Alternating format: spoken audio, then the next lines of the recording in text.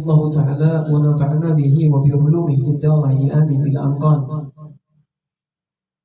فصل وأركان الصلاة 18 ركنا النية والقيام مع القدرة وتكبيرة الإحرام وقراءة الفاتحة بسم الله الرحمن الرحيم آية منها.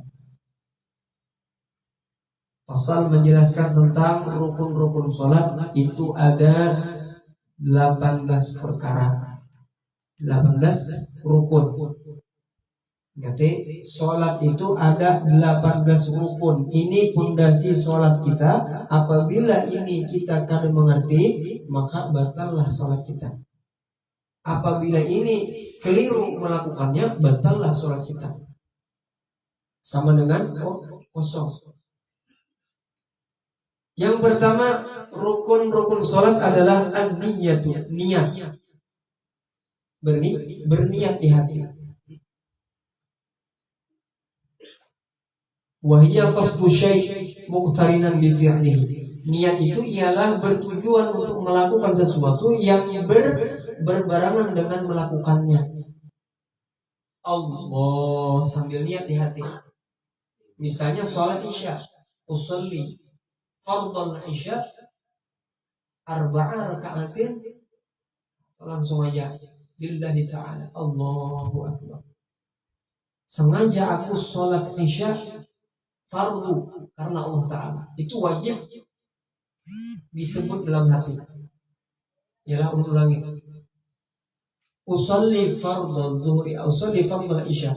Sengaja aku sholat isya fardu. Jangan kadang disebut fardunya. Fardu itu wajib disertakan. Usolli dan fardunya wajib disambung. Dan sholatnya wajib ditentukan. Jadi di sini kalau sholat wajib, yang wajib itu apa? Sholat fardu. Yang wajib itu yang pertama qasdun, bertujuan, bersengaja. Sengaja aku, itu wajib. Kemudian sengaja aku sholat. Kemudian mentakyin, menentukan sholat apa ini. Sholat apa ini harus disebut. Kalau sholat isya, tentukan isya. Karena beda, 5 waktu itu beda.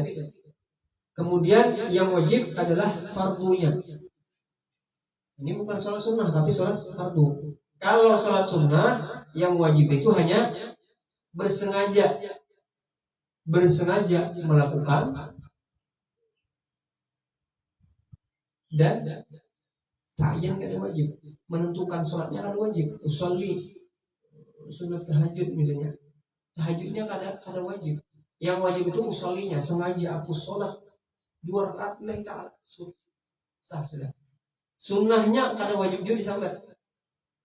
Tapi kalau wajib sholat yang fardu, yang wajib disambat adalah bersengaja dan mentakyin, menentukan sholatnya dan kefarduannya. Pahamlah? 3. Ingat itu. Yang pertama niat. Kemudian yang kedua wal qiyamu ma'al qudrah. Berdiri besertaan yang mampu. Kalau mampu, kalau tidak mampu, tidak ada wajib. Kalau mampu berdiri, wajib berdiri. Kalau sholat sunnah boleh duduk, walaupun mampu. Misalnya mau sholat qobliyah atau ba'diyah atau mau sholat duha, boleh duduk, walaupun antum tadi mampu berdiri. Tapi kalau sholat fardu tidak boleh dilakukan duduk kecuali tidak mampu. Kecuali yang musafir kemarin yang kita jelaskan. Kemudian wa takbiratul ihram. Dan takbiratul ihram, Allahu akbar. Allahu akbar yang pertama ketika membuka sholat. Itu namanya takbiratul ihram. Kenapa dinamakan takbiratul ihram? Karena itu adalah hal awal kita untuk haram berbuat sesuatu perbuatan di luar sholat. Itu namanya takbiratul ihram. Takbir yang mengharamkan semua perbuatan yang di luar sholat. Seperti makan, minum, memandir, itu haram. Kemudian wa qiraatul Fatihah, dan membaca surah Al-Fatihah. Nah, ini sangat penting surah Al-Fatihah ini. Saking pentingnya di dalam sholat diwajibkan setiap kali sholat baca Fatihah. Apabila orang sholat tapi Fatihah tertinggal, maka sholatnya batal, tidak sah. Sekalipun sholat sunnah, wajib hukumnya dalam sholat sunnah, kecuali masbuk. Kalau masbuk itu kan belakangan datangnya, dia belakangan datangnya, imam sudah mau rukuk, dia baru datang takbiratul ihram, imam rukuk, maka ikut langsung rukuk. Apabila dia mendapati rukuk imam seukuran tumakninah, yaitu ukuran subhanallah, maka dia mendapatkan 1 rakaat. Tapi apabila tidak menyempati seukuran tumakninahnya imam dalam rukuk, maka dia tidak dihitung 1 rakaat. Maka nanti ketika imam salam dia nambah 1 rakaat. Jadi ukurannya rukuk lah. Paham lah inilah, yang belum paham mudah-mudahan paham, yang sudah paham tambah paham. Ketika kita datang, ilah Mas Bung, ini banyak orang yang keliru. Ketika kita terlambat, imam baca Fatihah, Bismillahirrahmanirrahim, Alhamdulillahirabbil alamin sampai habis, imam baca surah. Kita baru datang, ketika imam minal jinnati wan nas, kita Allahu akbar takbir, maka imam rukuk, kita langsung rukuk tanpa membaca apapun setelah itu. Allahu akbar, langsung itu. Apabila kita menyempati tumakninah imam tadi, tumakninah itu apa? Seukuran subhanallah, maka kita dapat 1 rakaat. Berarti nanti ketika salam ikut salam, tidak usah menambah.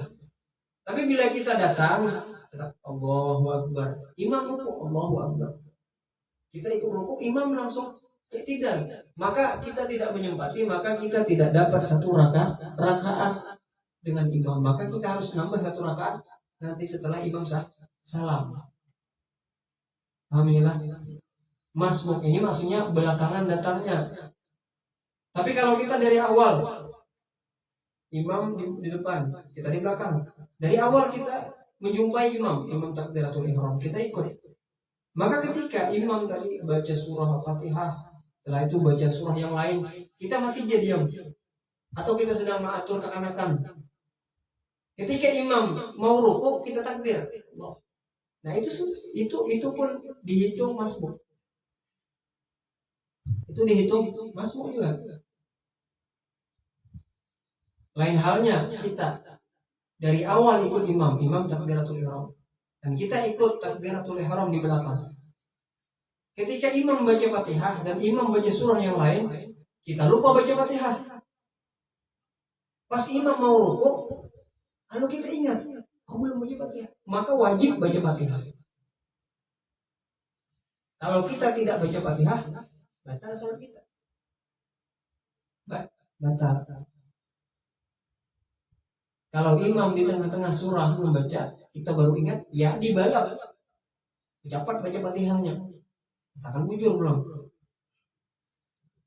nggak ada bujur, kayak sholat tarawih di mana-mana lah. Nah, yalah, baca Fatihah itu wajib. Kemudian apa tadi? Ketika imam takbiratul ihram, kita umpat takbiratul ihram, kita lupa. Apabila kita lupanya waktu rukuk, imam ikut rukuk, imam i'tidal, baru ingat Fatihah, belum baca Fatihah, maka tidak usah kita kembali kepada rukun kita, tidak usah, ikut aja imam. Nanti kita setelah imam salam baru nambah. Paham inilah? Tidak usah berbalik, tidak usah